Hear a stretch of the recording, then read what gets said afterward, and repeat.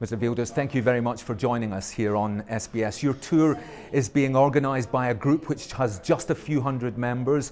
You've had trouble with venues. No politicians are willing to speak to you. Why persist with this visit? Well, the more reason to be very kind and happy to be here in Australia. I mean, I was invited in the United States Senate by leaders of the US Senate. I was in Israel, I was in Denmark. I'm sometimes invited by important politicians, sometimes invited by groups like the Q Society in Australia.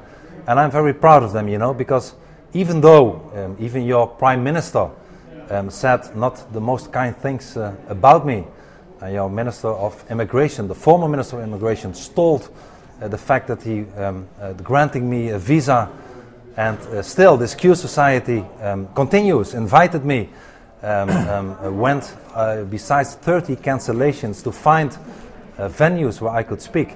So they deserve it, maybe more than any other organization in the world, for me to be here and to speak to the people, regardless what my political opponents might think about it. I mean, freedom of speech is one of the most important things in our free societies, and I'm happy to be here. But why come to a country that doesn't have the problems that exist in Europe? We are a relatively successful multicultural country here.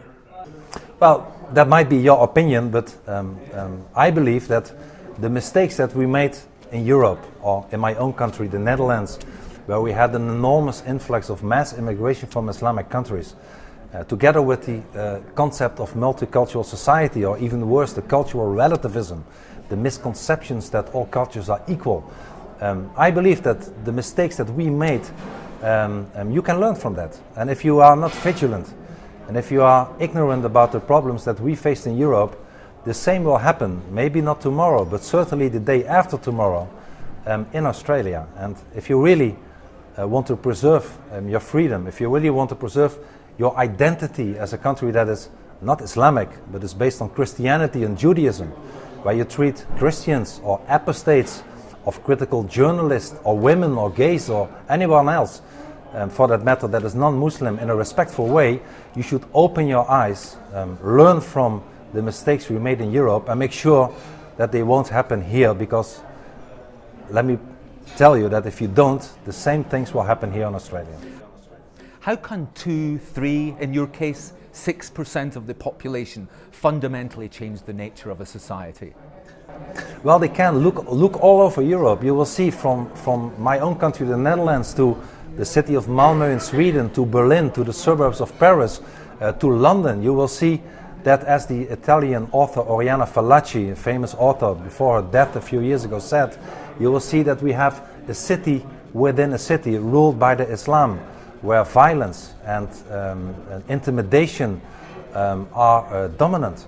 And you will see that any society where Islam becomes more dominant, that either the freedom of speech, people will be taken to court, like happened to me, but also to other Islam critics, or you are threatened by death. You will see that whether you are a cartoonist from Scandinavia or a politician like myself or others, that you will get a fatwa, you will be sentenced and threatened by death. Look at the criminality in our societies. Let me give you one example of my own country, in Holland, where the Moroccan youth, people between the age of 13 and 24, 65% of them are at least arrested once, Moroccan youth in the Netherlands, because they bring along a culture that is so much different than ours. So I'm not talking about all the Muslims. I'm talking about the effect of an ideology, a totalitarian ideology that Islam is, that has no room or respect for anything else but Islam. It can change a society entirely.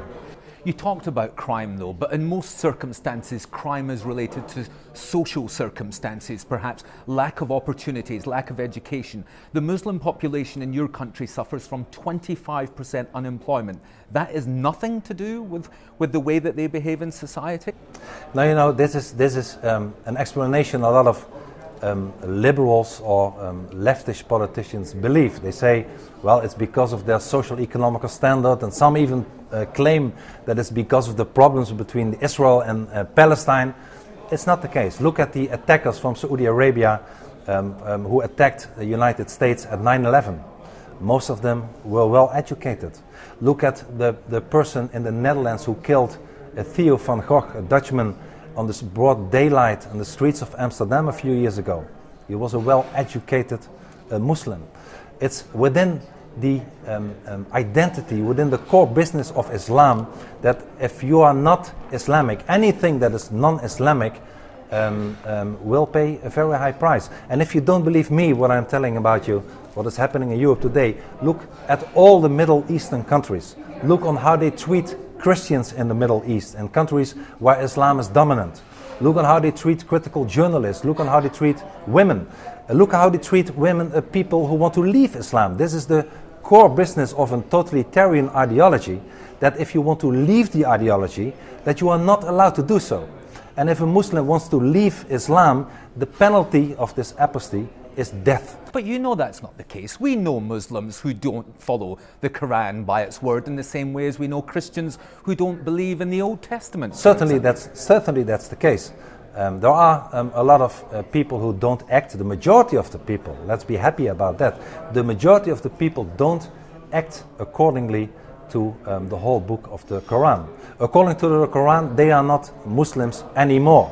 But my point is that even though you can change people, even though you have moderate Muslims and non-moderate Muslims, I believe in a distinction between moderate Muslims and radical Muslims, that there is only one Islam.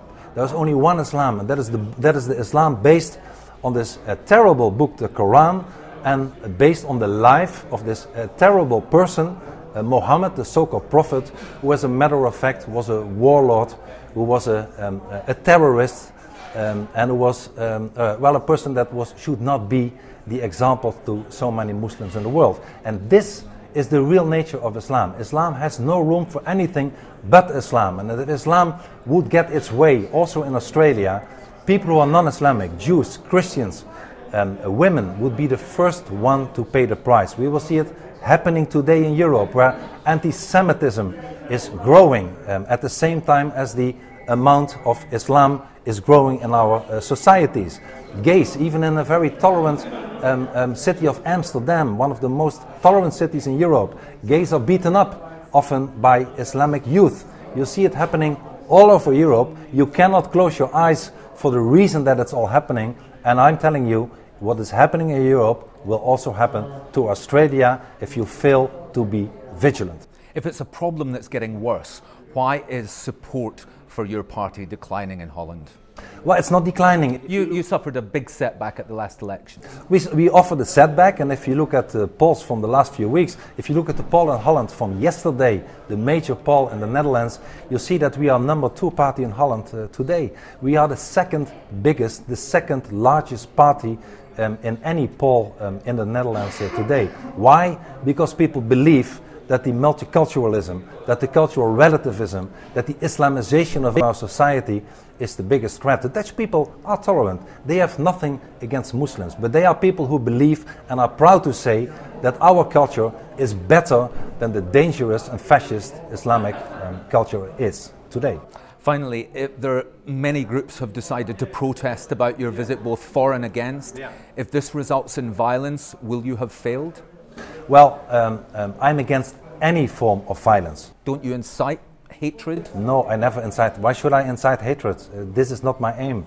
As a matter of fact, a Dutch court acquitted me after a 2-year trial on all charges, and I've never been found guilty in any court in the world, and my intention is not to incite hatred. I want to tell the truth, and once again, I'm not a far-right politician who incites hatred. I'm very happy to be in Australia, a country where there's a difference so far between Australia and many Arab countries, where you can demonstrate. I'm very happy that people can demonstrate in favor but also against me. This is the democracy that we are. This is the civil society that we should cherish. Let people go out. Let there be a discussion for people who agree with me and who disagree with me. But do it on a democratical way without the use of any violence. Mr. Wilders, thank you very much for your time. It's my pleasure.